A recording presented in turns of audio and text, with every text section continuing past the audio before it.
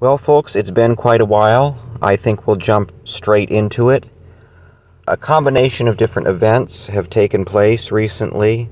The really stunning news that circumcision has dropped below majority status in the United States of America.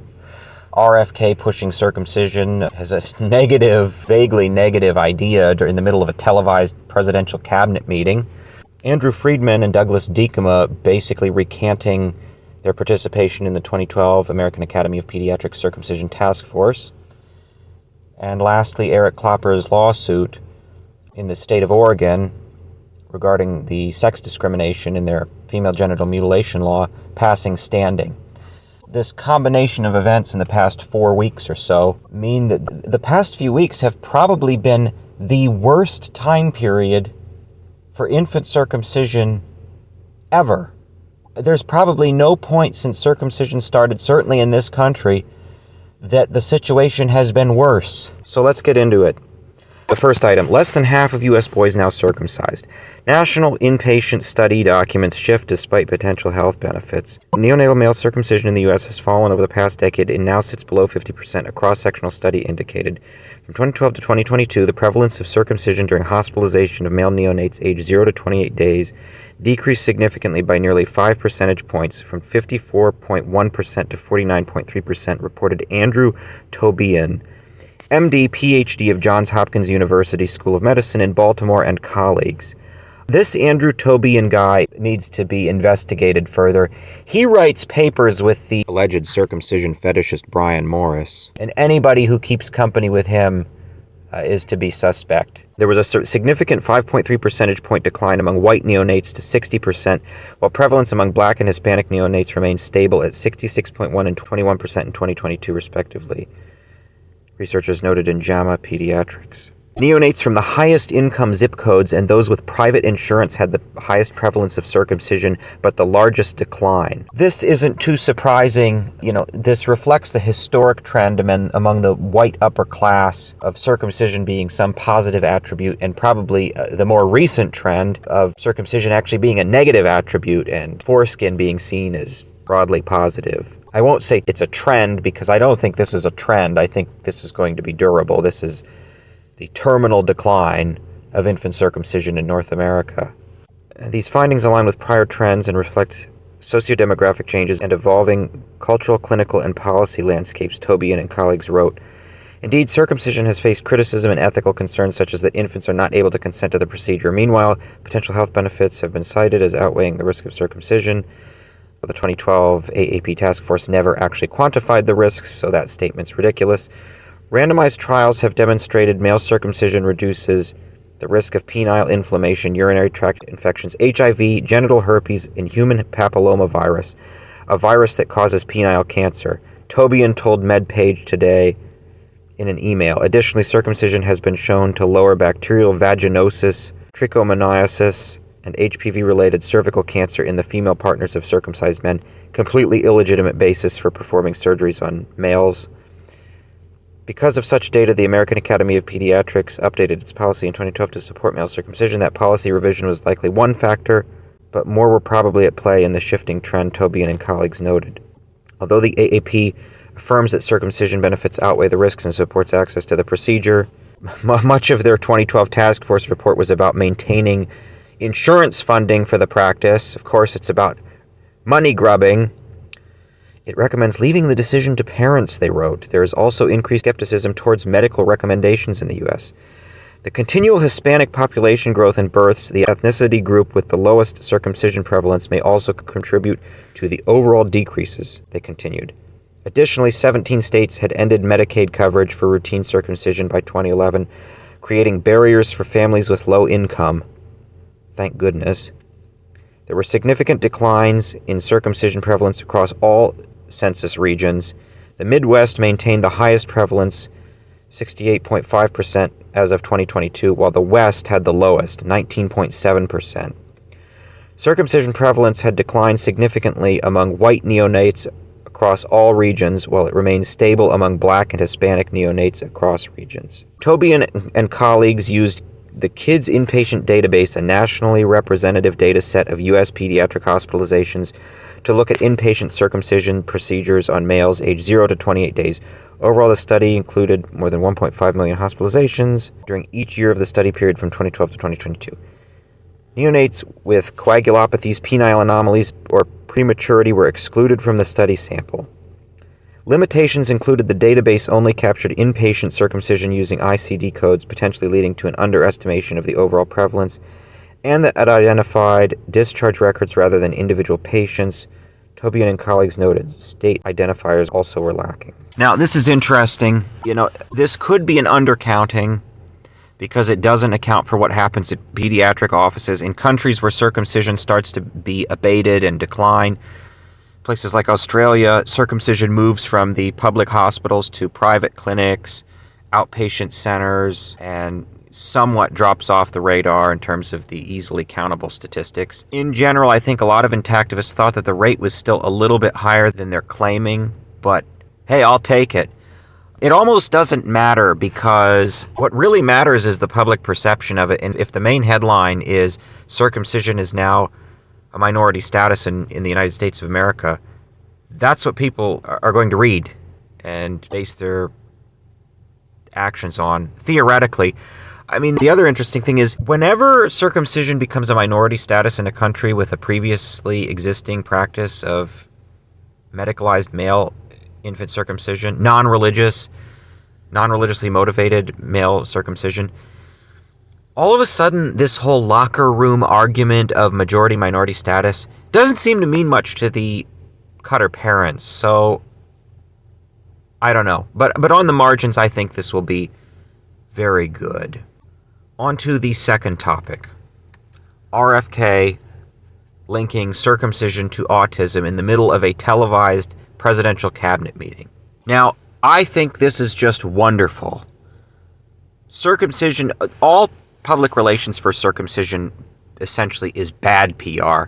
So him bringing it up is very good, and he's bringing it up in the context of a negative attribute, autism. Now, the autism link, I believe Morton Fritsch studied this in a study with a population size of about 340,000, and there was a correlation between infant circumcision and autism. Now, some people may say this is weak. I don't know what to make of it, but certainly this is good for the movement. Now, there's people getting mad about this. I mean, RFK, he's got this vaccine stuff. Oh, this is pseudoscience. No. This is great. Any mention of circumcision is good for us. The PR is terrible for circumcision. And, at a certain point, who cares? Pseudoscience brought circumcision into North America.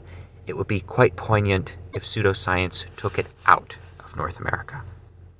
Okay, on to the third item. Experts who shaped U.S. circumcision policy now voice doubts. This article references Andrew Freidman and Douglas Diekema.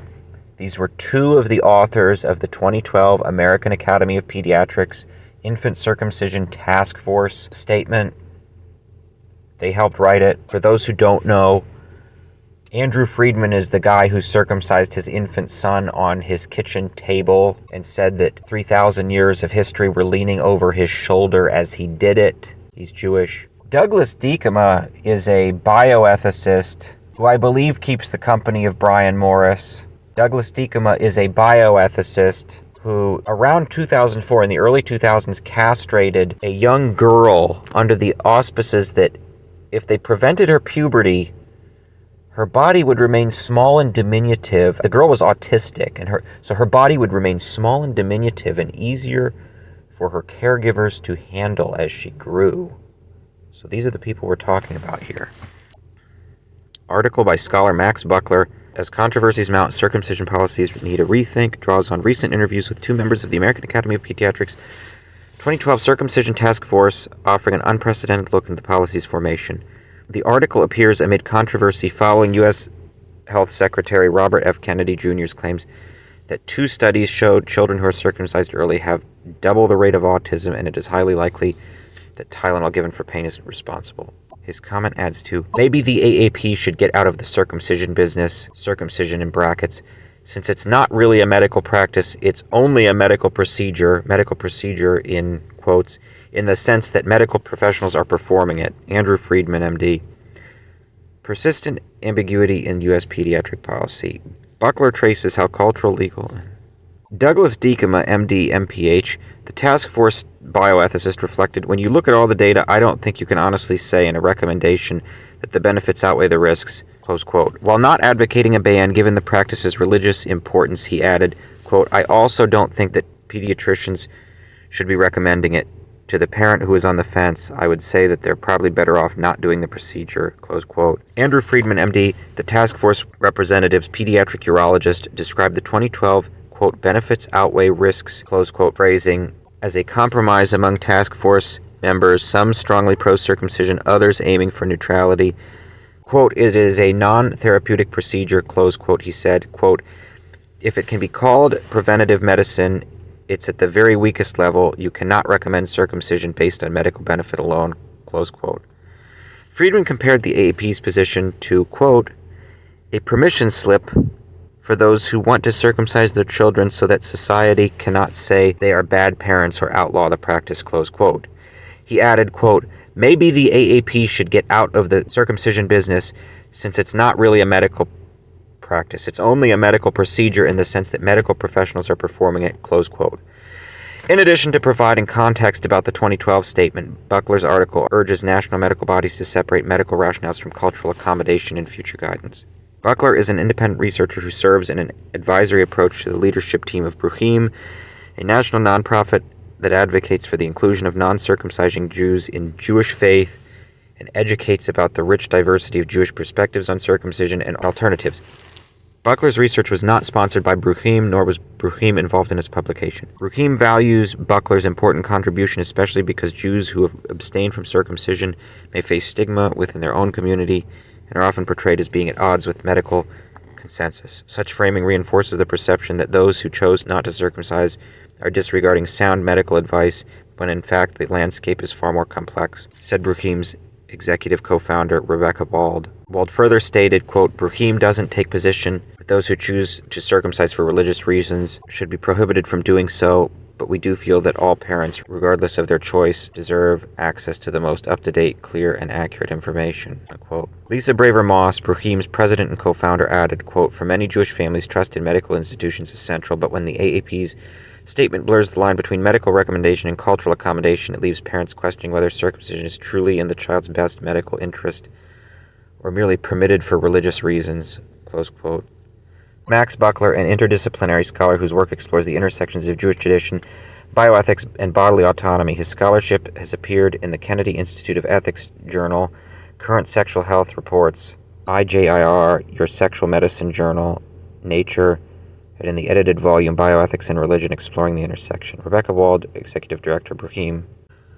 So, both Andrew Freidman and Douglas Diekema have recanted their positions. The Circumcision Policy Task Force statement expired in 2017, hasn't been renewed.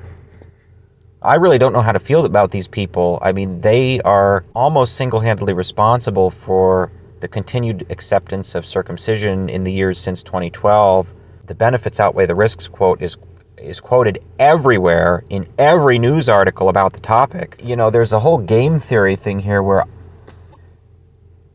I'm inclined to have to offer these people amnesty in order to get them to heal and come around on this issue. But the other side of me says, no, fuck you. You're going to be punished. We are going to use all the legal tools in the arsenal once we gain the upper hand to punish you for your involvement in this. So I don't know, but regardless, this is a good sign that circumcision is indeed dying in North America. On to the fourth item. Eric Clopper's lawsuit against the state of Oregon. Lawsuit seeking to ban circumcision as discriminatory genital cutting passes crucial legal test. Zane Sparling. A lawsuit filed by circumcision opponents cleared a crucial legal hurdle last week as a judge shot down Oregon's attempt to dismiss the case.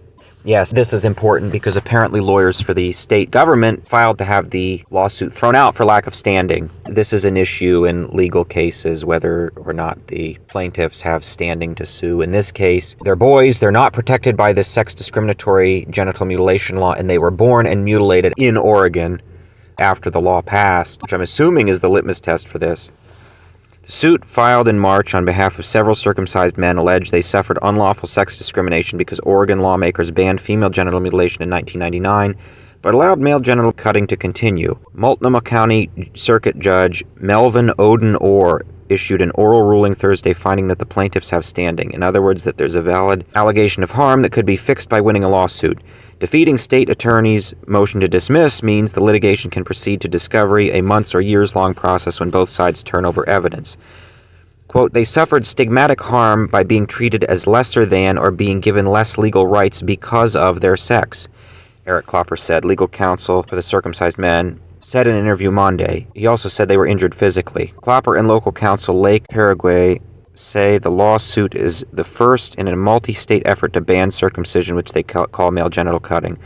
While its acceptance in the medical establishment has receded somewhat in recent years, circumcision remains an important practice for certain Jewish and Muslim faith communities. The Oregon DOJ didn't immediately respond to a request for comment.